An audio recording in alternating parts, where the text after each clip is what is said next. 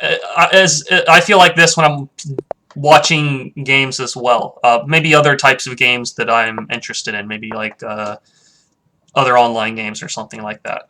If I'm watching two very good people at the game play each other, and maybe I'm not so great at the game yet, if I'm watching two very good people play the game against each other, their mistakes that they're making are very small mistakes, and I probably don't even pick up on them. I don't understand why the mistakes they're making are losing them the game because they're not mistakes that I see in my own games since I'm, not as good at that particular game. So I felt like it'd be kind of the same thing in chess here. See, if you're watching two 2200 players play each other, yeah, I can explain what I'm doing. I can explain what he's doing. I can explain the mistakes he's making. But the mistakes he's making are very small. The mistakes I'm making are probably fairly small. And you're not going to learn as much, in my opinion. You can still learn, that's definitely true, but you're not going to learn as much as if you're seeing people your own rating, you're seeing the mistakes they kind of make, and how you can capitalize on the people that you're playing, how you can capitalize on their mistakes. So I feel like it's a bit more educational. Some people might argue the other way, but in my opinion, from having played other games, it feels more educational. Okay, so he plays c5 here.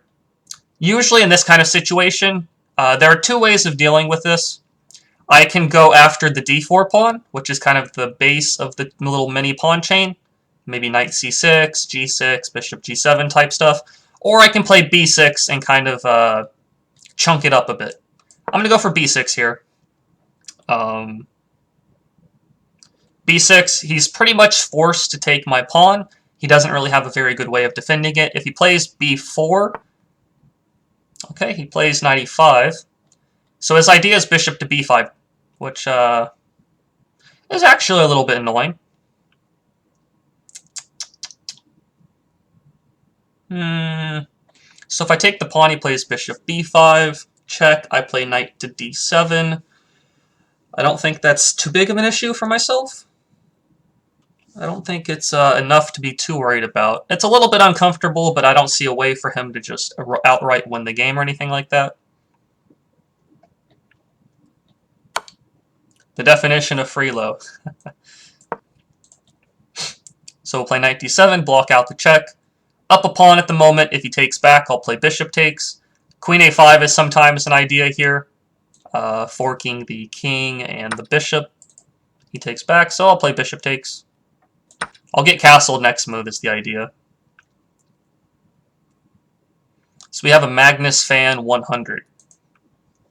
So we'll see if he plays like Magnus Carlsen. I could play knight takes. I don't think there's anything wrong with that. There's also really nothing wrong with bishop takes, so let's just go with that. No need to move that knight backwards. We'll take with the queen. So let's get the point count. 1, 2, 3, 4, 5, 6. I'm up a pawn right now. And I just have to, figure out how to convert the game. I'm going to play h6 to keep the bishop off g5. That's a little bit of an annoying move. I wonder how many times he's going to be called a cheater in chat by these 1200s. I forgot to do it the past game or two. I'm going to type in the chat after the game's over and tell them my Twitch channel. If they want to watch and follow, that's perfectly cool. If they don't, at least they know that they'll know that I'm a stronger player than my rating shows here. That's kind of the idea. All right, so I'm playing rook b8, putting pressure on the b2 pawn, which makes it hard for his bishop to develop, because then I'll just grab the pawn. He plays a3. Now, what might his idea be with a3? I think his idea is to play b4. Why else would he play that move? It doesn't seem to do anything else. So a3, he wants to play b4. Let's play rook over to c8. This actually stops b4. I'll explain why if he plays it. Continuing to develop my pieces. He hasn't developed his bishop or two rooks yet. Alright, he plays bishop f4. We did mention that this does kind of just give away a pawn, it looks like.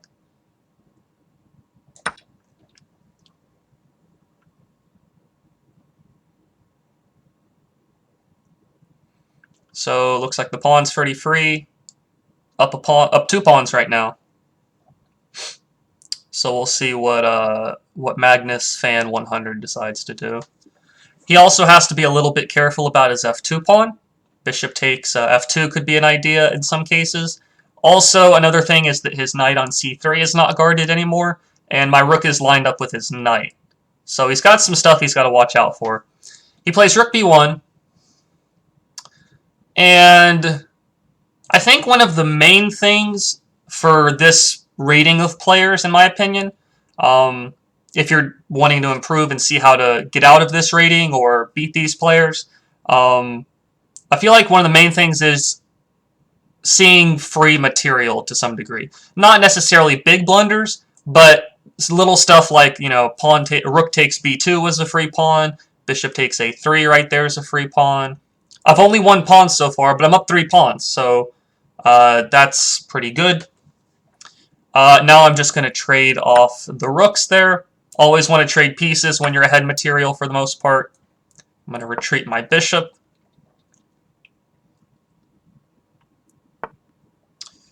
I'm going to play a5. Just start marching the pawn there. Let's see. I agree, Gads, for any young person, it should be a month or so to get to 1200 if you do the right things, but most people can't be bothered or are not interested. Improving in chess is really about, how would I say?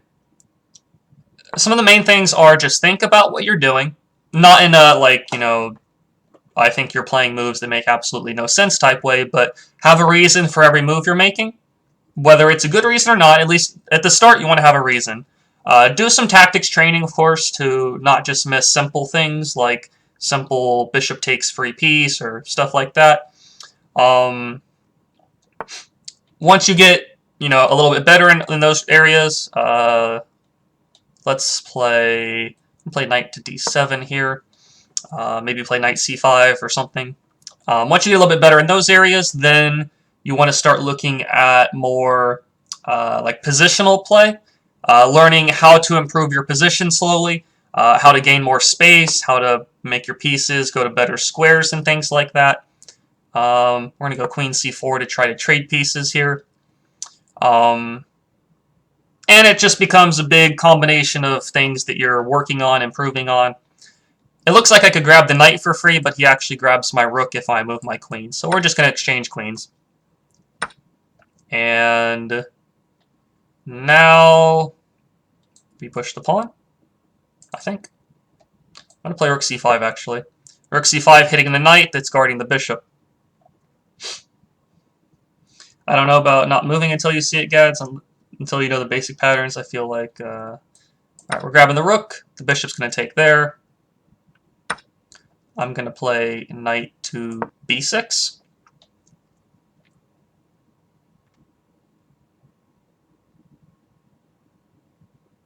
So I'm up, what, 3, 4, 5, 6. I'm up 3 pawns. My main goal at this point, keep this pawn defended and try to push it. That's all I'm trying to do at this point. Let's go rook to... let's go knight c4 first. Let's go a3, I guess. Keep pushing it. Let's go a2. Just keep going with it. He's going to play rook a1. Okay, I'm going to play a rook to b2 check. He goes there. Now I can actually just continue grabbing some material, so rook takes pawn. g4. Let's just go with... Let's go the simple way. We're just going to continue winning some pawns here. I'm giving up that pawn, which is true. f5. Let's check him. Play king f7. Knight c4. Check me. I'll go here. I'll go up here. Let's just continue with the push. Not too worried about that pawn right now.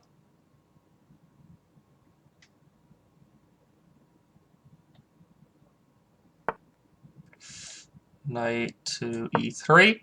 Threatening rook g2 check.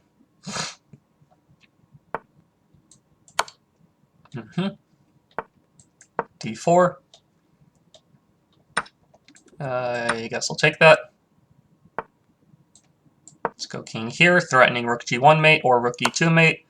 Let's move back over to f3 and do the same thing. Oh, wow. Okay, we gotta make sure we don't, gotta make sure we don't get stalemated. Oh, that's a little bit tricky. Alright, looks like he's actually going to pick up the knight. Whoops. Mistake there. Alright, king f3. Whoops. Make sure you don't get stalemated. Gotta make sure I don't forget about that. Alright, I'm gonna go king f2. Probably f3 next move. f3. Let's retreat this guy to g5. Check him. King e2 next move. g2 would have been better, I guess. Let's go back here. f2. Let's just guard that pawn. King g2 next move. Make a queen.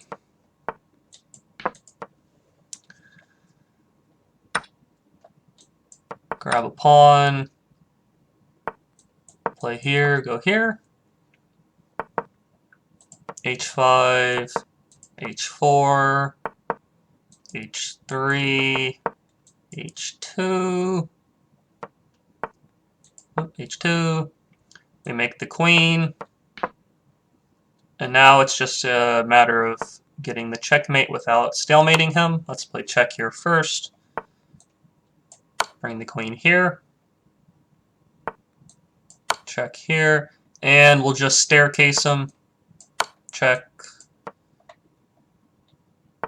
Check. And rook b1 checkmate. Okay, so good game, Magnus Fan 100. Let me let him know about the